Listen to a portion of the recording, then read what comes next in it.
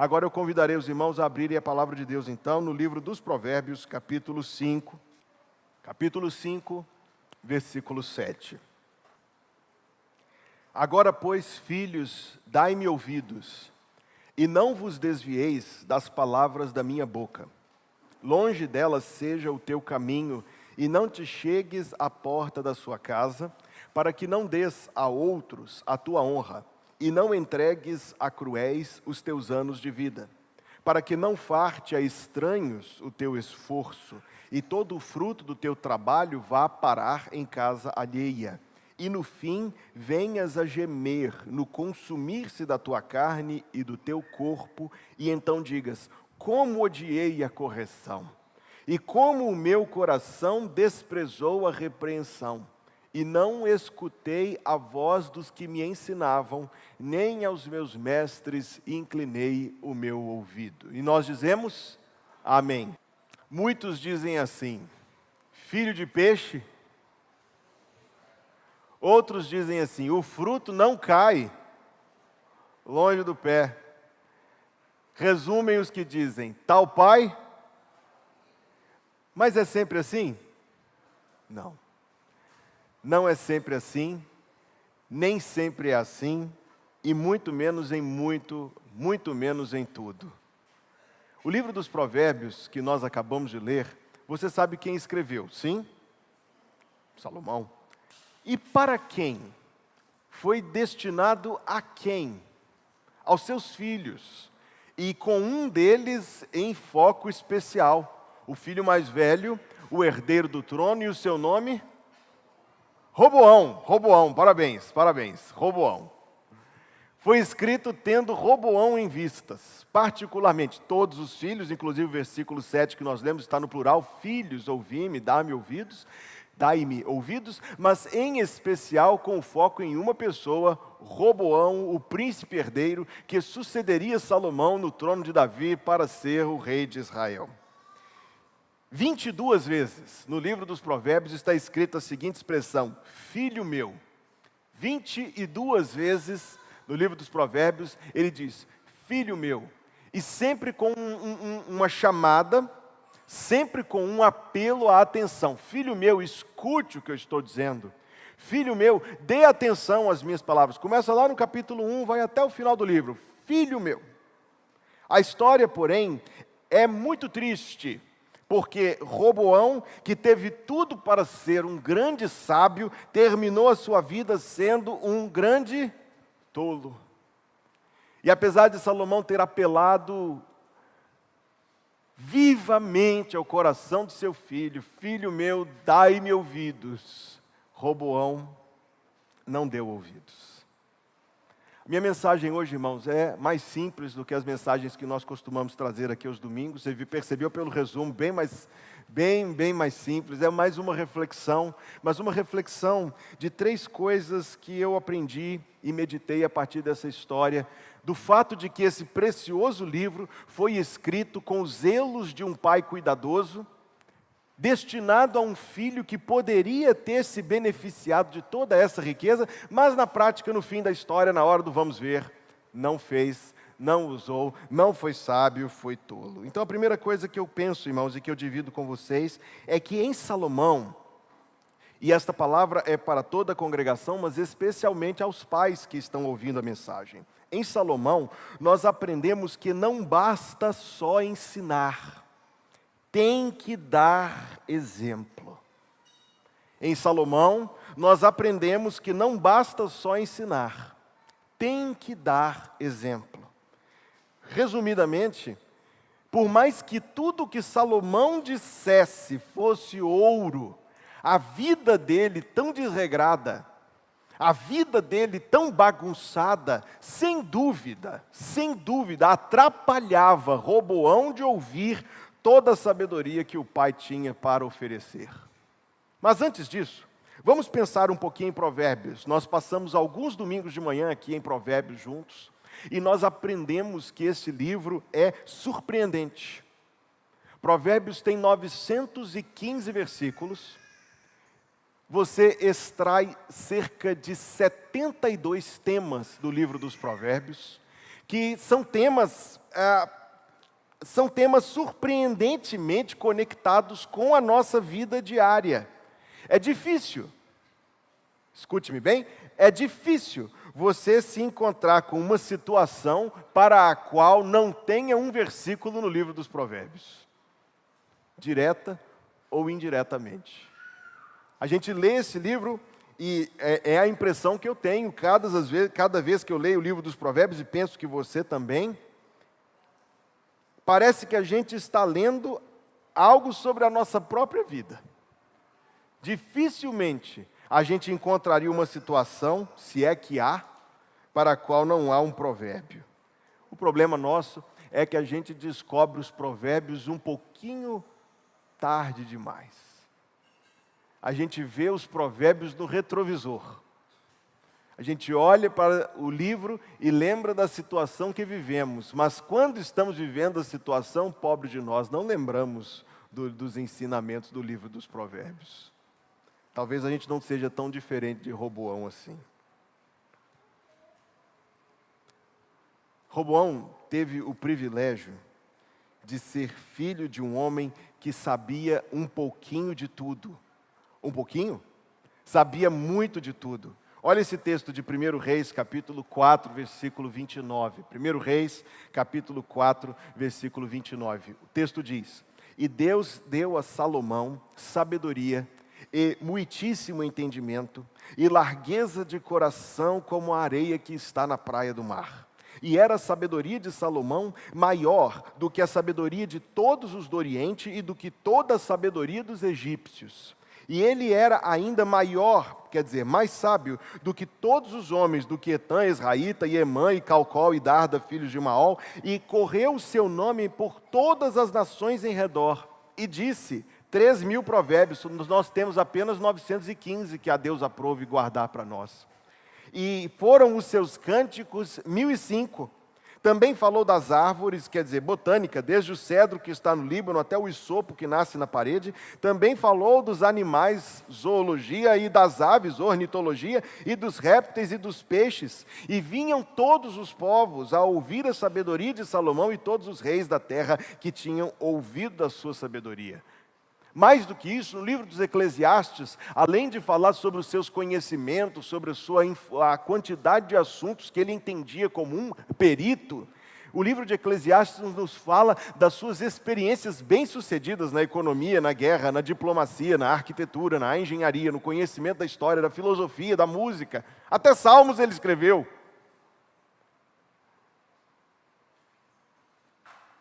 Cara chato, né? Sabe tudo.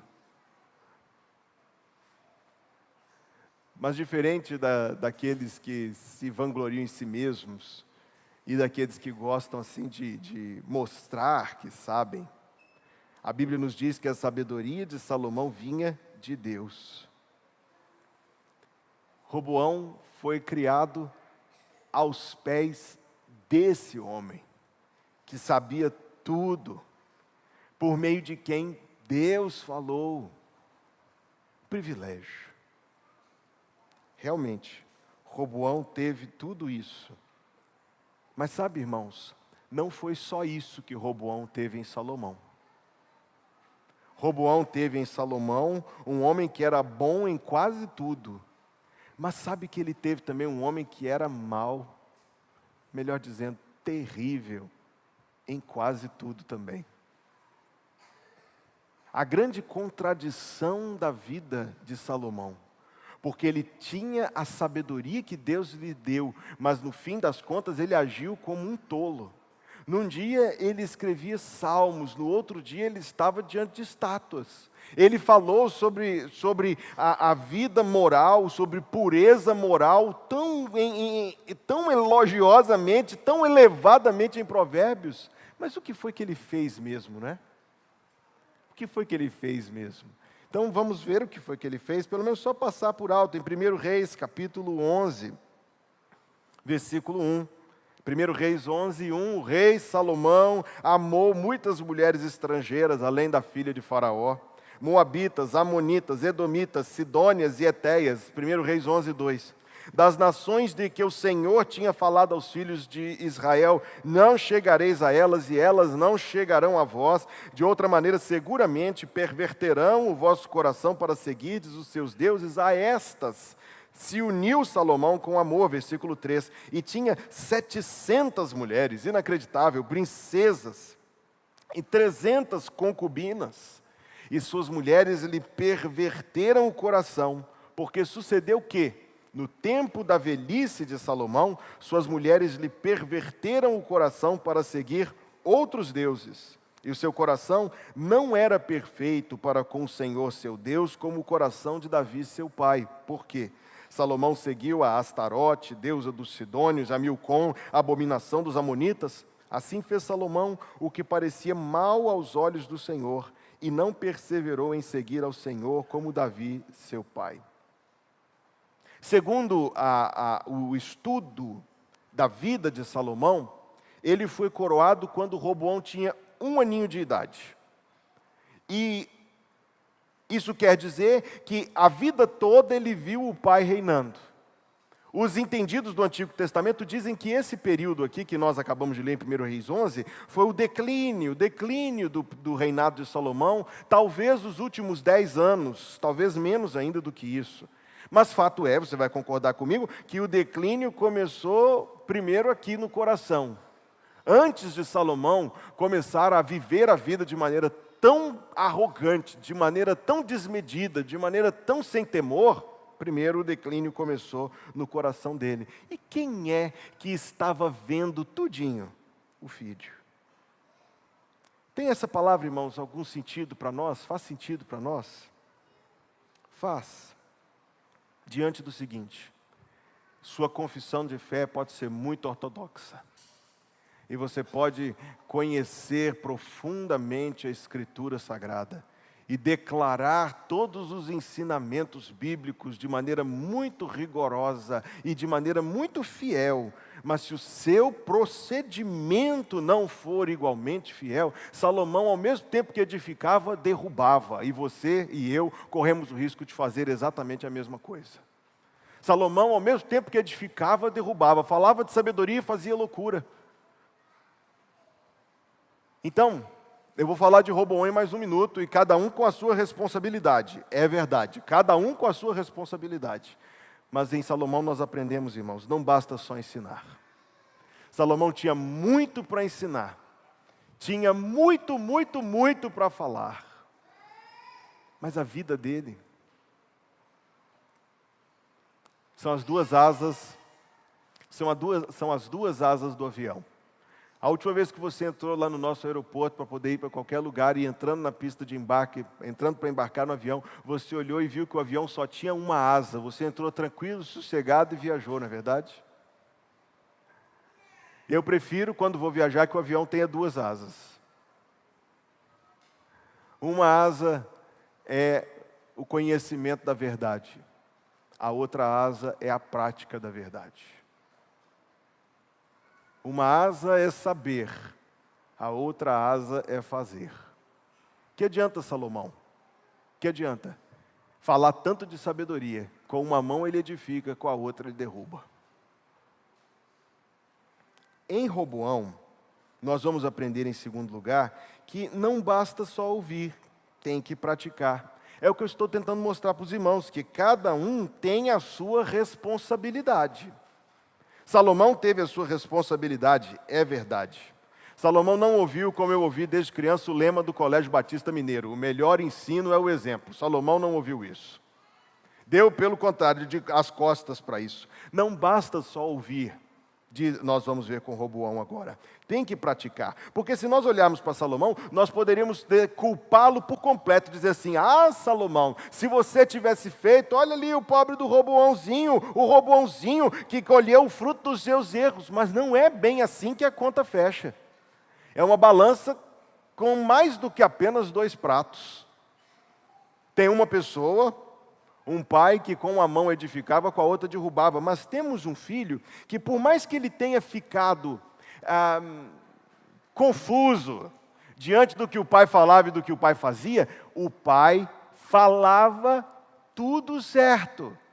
E ele deveria, na verdade, ter dado ouvidos. Essa é a responsabilidade dele. Ele estava diante da verdade. Existe uma responsabilidade para Salomão, a responsabilidade de que ele não praticava o que ensinava. Mas existe a responsabilidade de Roboão, que se escondeu atrás dos erros do pai para justificar os seus próprios. Que usou dos erros do outro para poder amenizar, minimizar os seus. Que estava diante da verdade e tapava os ouvidos para a verdade. Veja o que ele fez. 2 Crônicas, capítulo 10. Abra comigo. Segundo livro das Crônicas, capítulo 10. Termina o texto nos contando a morte de Salomão, rei morto, rei posto, vai Roboão para ser coroado. Capítulo 10, versículo 1 começa dizendo: E foi Roboão a Siquém, porque todo Israel tinha vindo a Siquém para fazê-lo rei. Sucedeu que, ouvindo-o Jeroboão, filho de Nebate, o qual estava então no Egito, para onde fugira da presença do rei Salomão, voltou do Egito, porque enviaram a ele e o chamaram, e vieram Jeroboão e todo Israel, e falaram a Roboão, dizendo, veja a audiência, versículo 4, Teu pai fez duro o nosso jugo. Agora, pois, alivia tu a dura servidão de teu pai e o pesado jugo que nos impôs, e nós te serviremos. E ele lhes disse, daqui a 3 dias voltai a mim. Então o povo se foi. E tomou Roboão conselho com os anciãos que estiveram perante Salomão seu pai enquanto viveu, dizendo, como aconselhais vós que se responda a este povo? E eles lhe falaram, dizendo, se te fizeres benigno e afável para com este povo, e lhes falares boas palavras, todos os dias serão os teus servos. Porém ele deixou o conselho que os anciãos lhe deram, e tomou conselho com os jovens que haviam crescido com ele, e estavam perante ele, e disse-lhes, que aconselhais vós que respondamos a este povo que me falou, dizendo, alivia o jugo que teu pai nos impôs? Veja bem, versículo número 10. E os jovens que com ele haviam crescido lhe falaram, dizendo, assim dirás a este povo que te falou, dizendo, teu pai agravou o nosso jugo, tu porém alivia-nos assim. Assim, pois, lhe falarás, o meu dedo mínimo, meu mindinho, o meu dedo mínimo é mais grosso do que os lombos do meu pai. Assim, que se meu pai vos carregou de um jugo pesado, eu ainda aumentarei o vosso jugo. Meu pai vos castigou com açoites, porém eu vos castigarei com escorpiões. Você acha que essa estratégia aqui deu certo? Vamos entender a passagem. Essa passagem não é uma passagem dizendo que jovens são burros e velhos são sábios. Não é essa a intenção da passagem.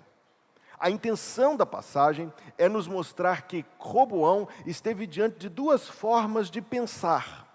Uma forma de pensar, do primeiro conselho que ele recebeu, inclusive reflete muito daquilo que Salomão estava dizendo, filho meu, filho meu, filho meu, escuta. Reflete a forma do falar com sabedoria, falávamos sobre isso domingo passado, ouvir com entendimento, reflete todo o ensino de Provérbios, inclusive, precedido de filho meu, filho meu, filho meu, sobre mansidão e sobre serviço. Roboão podia ter pensado assim, eles estão falando igual meu pai, eu já sei que tipo de gente eles são, não vou dar ouvido a esse pessoal não. O conselho dos jovens tem sido interpretado assim, e veja se não faz um pouco de sentido para você. O conselho dos jovens tem sido interpretado assim, eles estão testando para ver se você tem firmeza ou se você balança. Eles estão empurrando para ver se balança. Então agora você vai mostrar que não balança. Vai mostrar que não balança, que não treme, que sustenta. E ele pensou desse jeito. Talvez por vaidade. Quantas das nossas ações lá no fundo do coração não são para provar alguma coisa para alguém? Talvez por arrogância, dizer assim, eu não vou abaixar a cabeça. Quantas e quantas vezes na vida nós caímos nessa, não é verdade? Nessa tolice. Talvez por impetuosidade, como eu disse, por vaidade, por arrogância. Roboão curiosamente, meus irmãos, morreu de sede estando do lado da fonte. Se eu fosse dar liberdade à imaginação aqui, eu ia imaginá-lo ouvindo o pai dele dizendo: filho meu, filho meu, filho meu. Detalhe importante, você precisa saber isso. Provérbios provavelmente foi escrito ao longo da vida de Salomão, mas organizado, a versão que nós temos aqui, a versão definitiva, no finzinho da vida dele. Assim como o livro dos Eclesiastes, que também é um testamento de arrependimento, daquele homem que fez todas essas coisas, mas que, graças a Deus, no fim da vida, veio a reconhecer que tinha feito tolice. Mas nem o arrependimento dele conseguiu chamar de volta a atenção de Roboão. O coração dele tinha ficado duro. Agora veja se isso não é verdade, tá bom? Às vezes a gente, com qualquer relação na vida, alguém, qualquer pessoa, a gente realmente aciona o modo do não estou escutando. Fala, não estou escutando. E o que aconteceu com Roboão é que ele descartou tanto o que Salomão falava, tanto, que ele estava descartando inclusive o que Deus estava falando por meio de Salomão. Agora veja, não pense que isso é longe de nós, não. A gente descarta, e no meio das coisas que a gente joga fora, estamos jogando fora a própria palavra de Deus.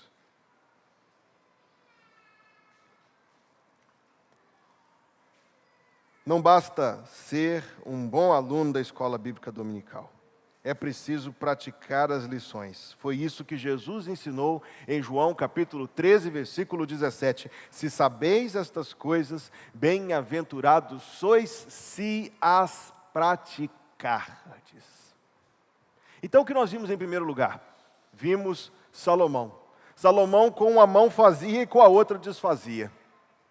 E isso representa para nós algo, queridos, algo muito sério. Que aquilo que a gente ensina precisa ser amparado, confirmado e sustentado pela nossa forma de viver. Mas em Roboão, a gente aprende que não é tão simples assim, a conta não fecha somente nisso. A irresponsabilidade dele, a tolice dele é que enquanto ele via os erros do pai, ele se escondia atrás do pai os próprios erros. E por mais que ele pudesse dizer, meu pai fala uma coisa e faz outra, mas o que o pai falava era verdade. Ele é que estava constantemente desligado. O que me leva para uma terceira reflexão. E nós, irmãos? E nós? Nós temos um que é maior do que Salomão. Veja este versículo de Mateus capítulo 12, versículo 42. A rainha do sul, diz o texto, se levantará no juízo com esta geração e a condenará, porque veio dos confins da terra para ouvir a sabedoria de Salomão. É Jesus que está dizendo, e agora ele diz a respeito de si mesmo, e eis que está aqui quem é maior do que Salomão. Roboão teve um mestre que ensinava bem, mas andava mal. Eu e você temos um mestre que ensina bem e anda bem. Nós temos um mestre cujo ensino é perfeito e cujo exemplo é perfeito em Jesus. Roboão teve, bem, se você pensar bem, o que ele tinha da Bíblia? Gênesis, Êxodo, Levítico, Número, Deuteronômio, Josué, Juízes, Ruth, 1º e 2º Samuel. 1º e 2º Samuel, um pedacinho de 1º Reis, talvez até os dias dele, Jó e alguns dos Salmos. Não tinha nadinha além disso. Provérbios estava em edição, Eclesiastes veio no final. Nós temos a Bíblia completa. A habitação do Espírito Santo naqueles dias era pontual, temporária, isolada, remota. Hoje, em cada crente de Jesus Cristo, habita o Espírito de Deus. Ele teve Salomão, com todos os seus defeitos. Nós temos Jesus com toda a sua imperfeição. Se Roboão foi um tolo, porque menosprezou a sabedoria de Salomão, o que dizer de alguém hoje que despreza a sabedoria de Jesus? Agora veja esse texto. O texto que nós acabamos de ler, Jesus fez uma referência ao Antigo Testamento. Ele diz, a rainha do sul, você prestou atenção nesse detalhe? A rainha do sul se levantará no juízo com esta geração e a condenará. Você vai tomar uma notinha aí com a sua canetinha. O texto é 1 Reis 10, de 1 a 13. Eu não vou ler esse texto, mas vou narrar, sendo que creio que meus irmãos já são perfeitamente conhecedores da passagem. A rainha do sul, também chamada de a rainha de Sabá. Não sabemos exatamente onde é a região que naquele tempo chamava-se Sabá. Muito provavelmente, muitos acreditam que era a Etiópia. Etiópia, você sabe disso, fica bem abaixo do Egito, na África, descendo, ou melhor dizendo, subindo o rio Nilo.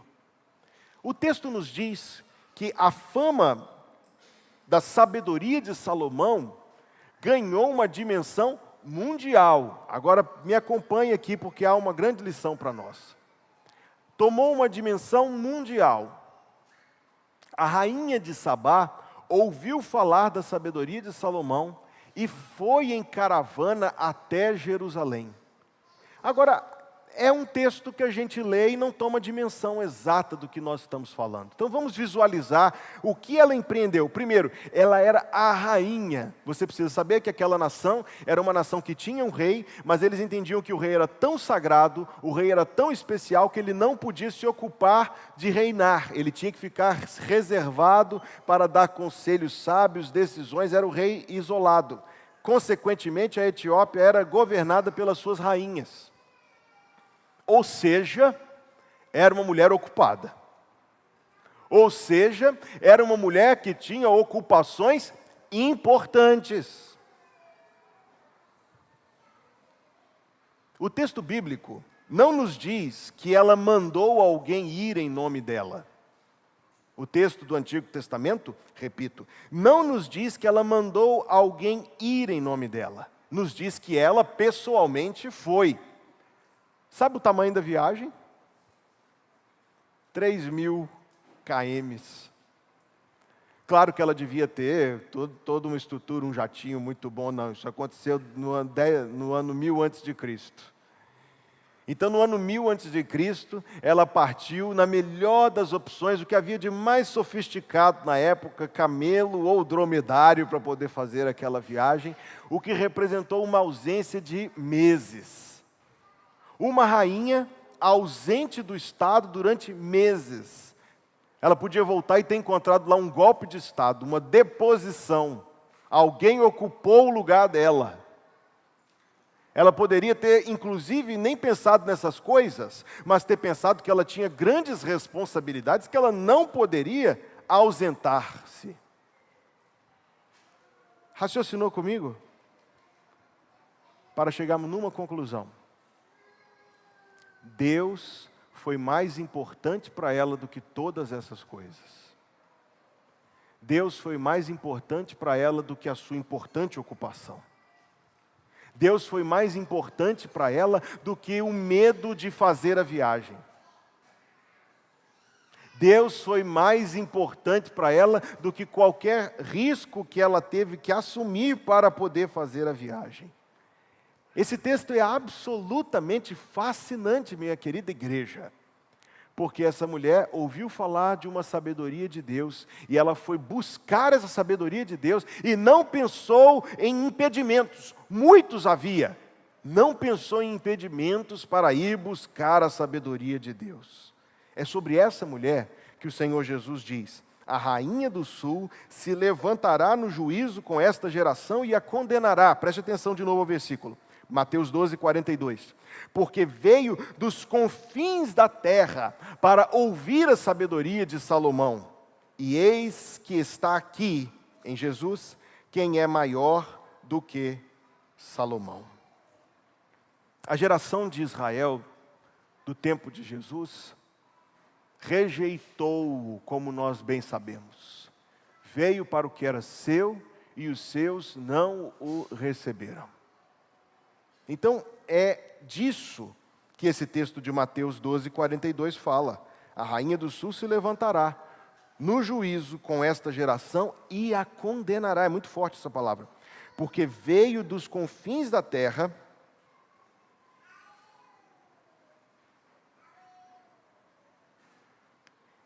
para ouvir a sabedoria de Salomão, e eis que está aqui em Jesus quem é maior do que Salomão.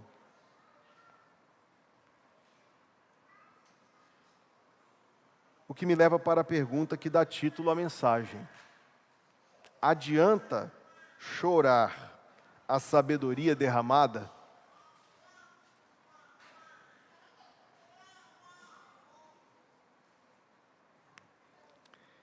Por vezes, lendo o livro dos Provérbios, a gente pensa: se eu tivesse conhecido esse livro dos Provérbios antes. Fazendo aqui essa minissérie de mensagens em Provérbios destes domingos, algumas vezes eu escutei o seguinte comentário da própria igreja: se eu tivesse ouvido isso anos atrás. O que nos leva para essa mesma pergunta: adianta chorar a sabedoria derramada? Sabe qual é a resposta, irmãos? Adianta. Adianta bastante.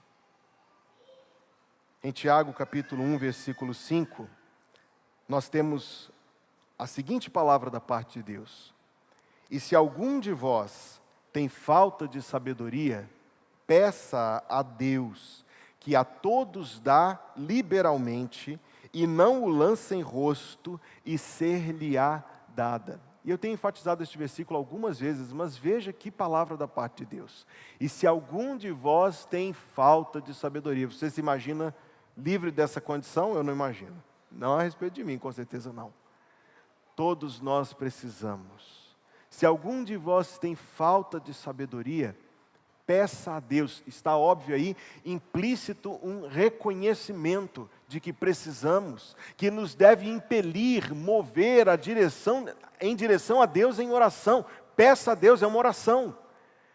E agora nós encontramos a parte muito encorajadora: Deus que a todos dá liberalmente. Deus que não o lança em rosto, não constrange, não embaraça. E o final do versículo diz: e ser-lhe-á dada. É uma garantia. Quando nós lemos Provérbios e encontramos tantas das nossas próprias mancadas aqui tratadas neste texto, ainda dá tempo de reconhecermos o erro. Nós reproduzimos frequentemente o costume do nosso tempo, que é varrer as coisas para debaixo do tapete. Isso não é bíblico. Bíblico é, às vezes, a gente ter que fazer certas coisas difíceis de fazer, mas para corrigir e acertar.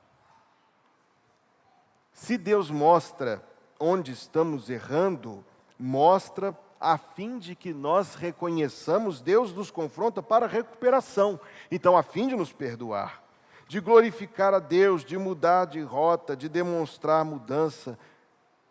A soma é: se ao ler Provérbios, a gente reconhece que precisa de sabedoria, se ao ler a Bíblia como um todo, a gente vê as nossas mancadas, irmãos queridos, não vamos ser como Roboão, não. Traduz neste ponto. Resume aqui. Não vamos ser como Roboão, não. Vamos a Deus. Nós temos esta grande promessa: se algum de vós necessita de sabedoria, peça a Deus, que a todos dá liberalmente, não o lance em rosto, e ser-lhe-á dada. Poderia haver uma palavra tão preciosa para nós? Poderia haver uma promessa tão encorajadora? Mas como Deus nos dá sabedoria? É uma transferência. De alguma maneira essa coisa, acontece instantaneamente. Como Deus nos dá sabedoria? E aqui eu concluirei. Veja 1 Coríntios capítulo 1, por favor. 1 Coríntios, capítulo 1.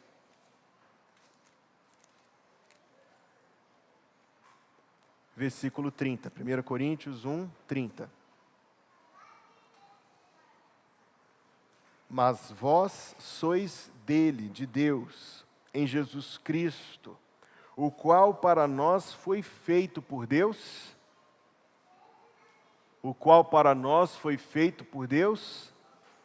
Sabedoria.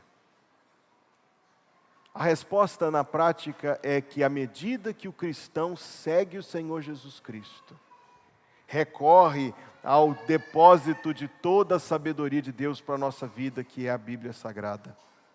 Aprende pela Bíblia e pelo exemplo de Jesus a andar piedosamente, no temor do Senhor, buscando a direção e a bênção de Deus. O resultado de todas essas coisas é que nós seremos contemplados por Deus com essa boa e abençoada sabedoria bíblica. Irmãos, eu preciso dela. Você precisa também? A Bíblia nos diz: peça a Deus, a todos dá e a ninguém nega. Como Deus é generoso, como Deus é bom.